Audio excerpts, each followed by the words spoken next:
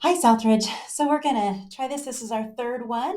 We are still going through brick by brick, and this is the second half of chapter two.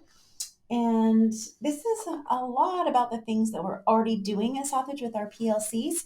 So I'm going to try to just go through it relatively quickly and just kind of a refresher of where we're going and why, and how those things build together to create better behaviors in the classroom.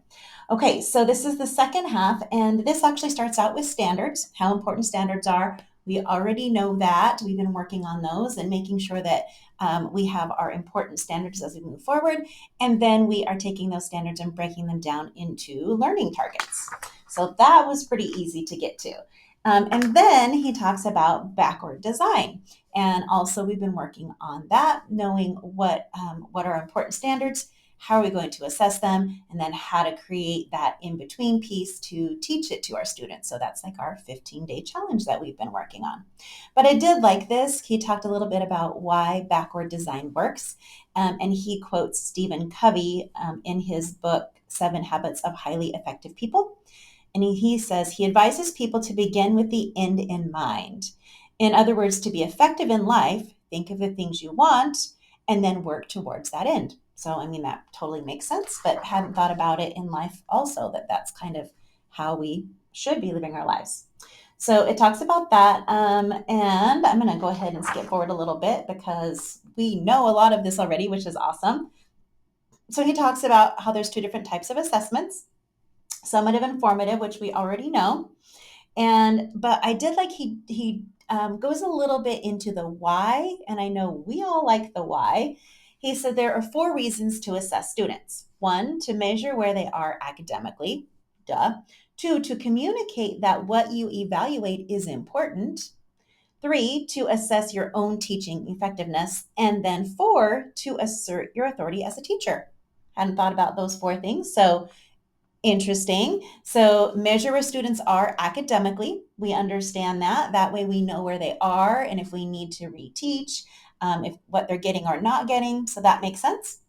Then he talks about communicate that what you evaluate is important.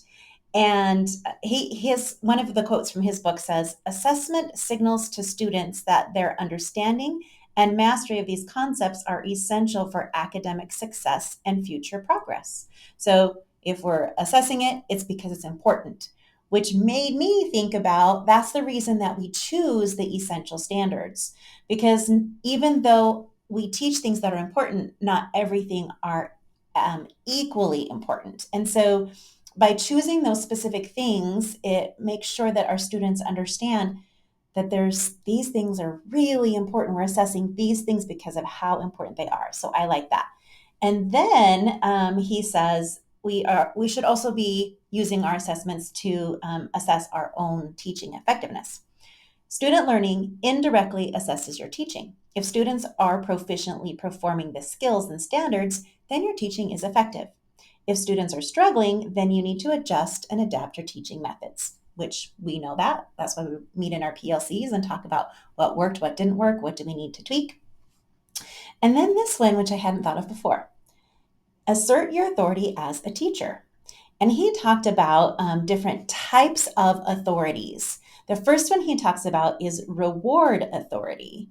So you have the authority to give rewards in your classroom. Sometimes those rewards are grades, right? And because you have the authority to give those rewards, that's one reason that they would see you as an authority figure. Of course, with me thinking about behaviors and the way that we are rewarding our students, that made me think about the rise tickets that we give out or other types of rewards. We have the authority to give those rewards. And so a reward authority. So I kind of like that. He also said the important aspect of reward authority is to ensure that students feel competent and valued. So, just like our grades, right, when we are rewarding things that they do well, that helps them feel competent.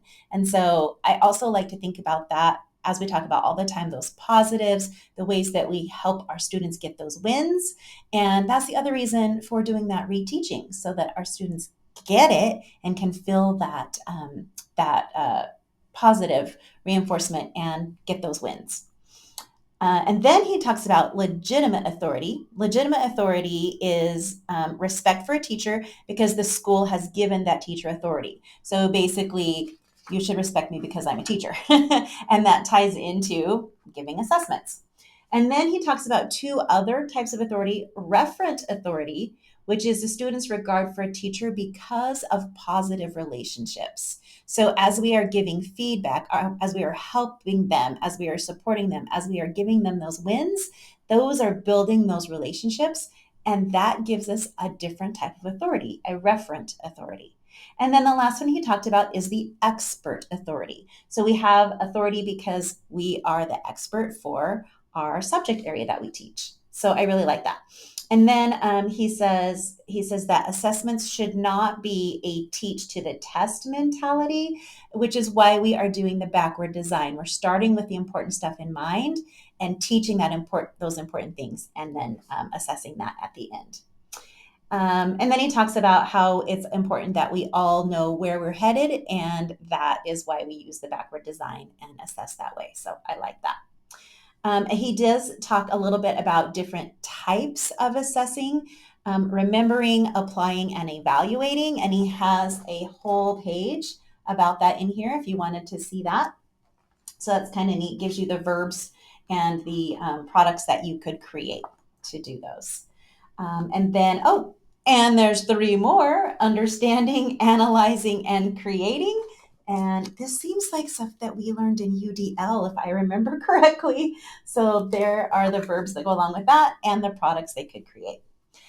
And I know this is always hard for us to think about, especially when we're trying to gather data and we feel like, well, to gather data, that assessing always has to look these specific ways. But think about other types of assessing, and maybe you might use these other types of assessing in your formative assessments.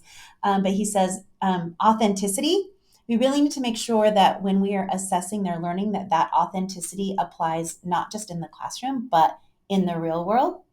Innovation, meaning that a lot of regular testing gives anxiety to students, and maybe we want to give them types of assessments that don't feel or look like a test so that that anxiety goes down. And then the creativity, so that things are more interesting and engaging for our students. The next section of the book talks about time management. And we all know how important time management is in a classroom. Time seems to fly by, or you end up with extra time and you don't know what to do. So he talks about that. He says, by optimizing time, you create an organized and efficient classroom, contributing to a positive and productive teaching and learning environment. And he said, we need to manage the clock. And then he gives an example from football. He said, coaches use a strategy called clock management that focuses on the game clock. The basic idea is that the more time a team controls the ball on offense, the better chances that team has of winning. If the Dallas Cowboys have the ball for 40 minutes out of the 60 minutes of the game, then they will likely beat the opposing team. So now he's going to talk about how we should also manage the clock. So this was such something I had never thought of before. He talks about how many times as kids grow up, we are always saying, hey, in 5 more minutes, we'll do something, or give me 10 minutes or whatever. And so he actually says to use an odd amount of minutes in the classroom, because then it feels to the students more authentic. And so he said an odd time such as 9 minutes or 24 minutes has more credibility than the standard 10 or 25 minutes and conveys more meaning of an actual boundary. So I thought it was kind of cool. And then he says, use a timer. I love using a timer in my classroom. Sometimes I will just pull up a YouTube, like you can just type in on YouTube 4-minute timer and a timer will pop up. I also have grabbed a little like kitchen timer and I have that on my whiteboard, and I'll just set that timer and I can actually carry that around with me. And so I can give countdown with it. So then I can be like, okay, we have 2 more minutes, that kind of thing. And so yeah, I love timers. Helps keep me on track. It says, let's see, but you do have to think about this. The caveat, obviously, to time management is you have to see what's happening in your classroom, right? So if the kids are really engaged in their learning and they're into something, and you can see that 3 more minutes, like they could go longer, give them more time. Like that is awesome. Or maybe whatever you ask them to do, isn't as easy as you thought and they need more time. And conversely, maybe you were going to do like a little group discussion for 5 minutes, and after 2 minutes, it's kind of going downhill. Don't torture everybody for 5 minutes, right? Adjust the time as needed. So I also do that. He then talks about having some time saving tips in your classroom, like where is time getting wasted? And he talked about a teacher who like wasted a minute or two just trying to pull up a video, and that you should have those ready to go and little tips like that. All true. However, we know how technology goes, and you can have everything ready and it still messes up. It is what it is. But one of the things that I started doing in my classroom that saved a ton of time is that when I have handouts, they're sitting at the front of the class. And when the students come in, they've been taught to just pick up the handouts when they walk in. And then that saves so much time for handing them out later. So that's a tip. I'm sure everybody has a cool time saving tip. Love to hear them. Pass them out to each other so we can do that. And then he talks about pacing. And pacing is that feeling of, are things going too slow? Are they going too fast? Are kids getting bored? Are they getting frustrated? Like, what's the pacing of your lesson? So he says a well-paced lesson creates a sense of urgency and excitement, challenging students without overwhelming them. So that totally makes sense. So he was basically saying just take your lesson and chunk it and see where we're guessing how long things will take, but having a good idea of how long things will take is going to make a difference. One of the things that I really liked was he talked about using formative assessments throughout your lessons just to check where the students are. Remembering that just because they're nodding their heads doesn't mean they understand, doesn't mean they're with you.